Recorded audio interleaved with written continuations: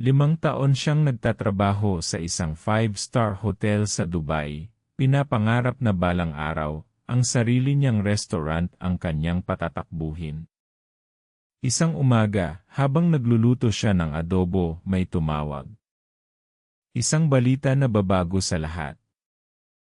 Hayaan niyong ikwento ko kung paano nagsimula ang lahat. Ang pangalan ko ay Jose Marie Reyes. Tawagin niyo akong Chef Joy.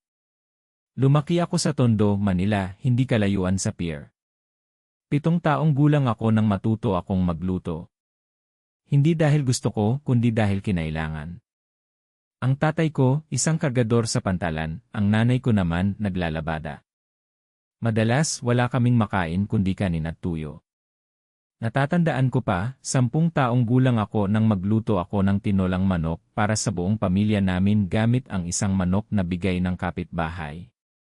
Ang sarap ng pakiramdam na makita silang kumain ng busog, kahit gaano pa kahirap ang buhay.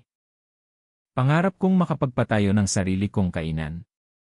Pero paano? Wala kaming pera. Kaya pagkatapos kong graduate sa high school, nag-apply ako bilang dishwasher sa isang restaurant sa Makati. Pagkatapos ng ilang taon, naging utility at di kalaunan, naging line cook. Pero alam kong hindi sapat iyon. Kailangan kong lumayo, magsimula ulit, at maghanap ng mas magandang oportunidad. Kaya noong 23 ako, nag-apply ako bilang chef sa Dubai. Wala akong kahit anong koneksyon doon. Isang maleta lang ang dala ko, at ang pangarap kong makauwi balang araw at magkaroon ng sarili kong restaurant. At dito nagsimulang magbago ang lahat. Mag-comment ng kung na-inspire ka sa kwentong ito dahil mas gaganda pa ito. Ang trabaho sa Dubai ay nakakapagod. 12 oras sa kusina, 6 na araw sa isang linggo. Ang sahod ko, ipinapadala ko sa Pilipinas para sa pamilya ko.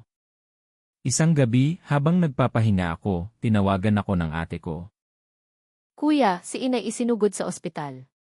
Hindi na raw niya kaya. Narinig ko ang mga salitang iyon at bumagsak ang mundo ko. Ang nanay ko, ang inspirasyon ko, ang dahilan kung bakit ako nagtatrabaho ng husto.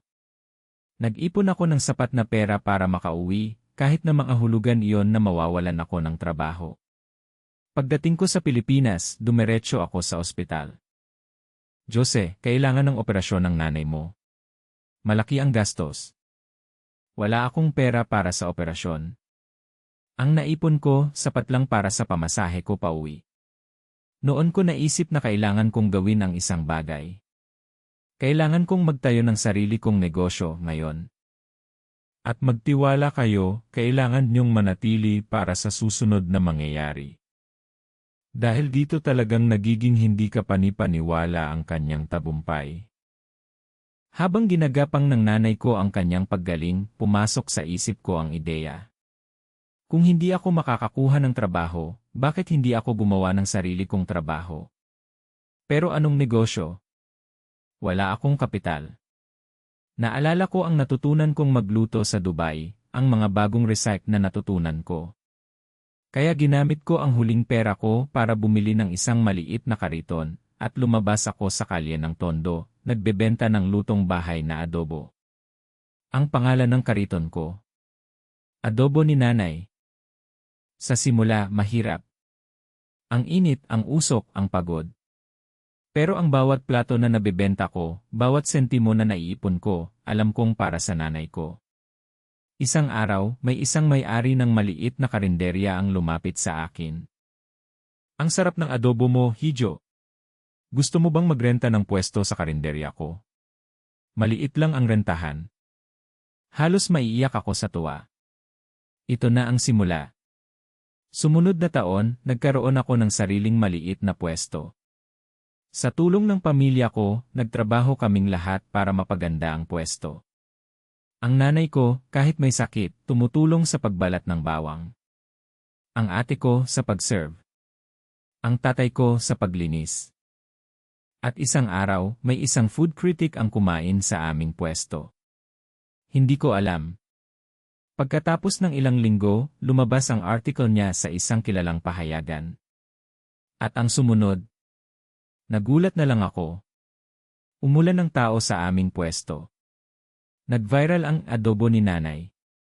Kinailangan naming mag-hire ng mas maraming tao, mag-expand. Kahit anong gawin ko, hindi ko makakalimutan ang gabing iyon nang umakyat ang nanay ko, kahit hirap at niyakap ako. Jose, ipinagmamalaki kita. Ang pangarap mo, natupad na. Hindi lang pangarap ko ang natupad, nanay. Pangarap natin. Ngayon, may 8 branches na kami ng adobo ni nanay sa Metro Manila. Mula sa isang kariton hanggang sa 8 restaurant.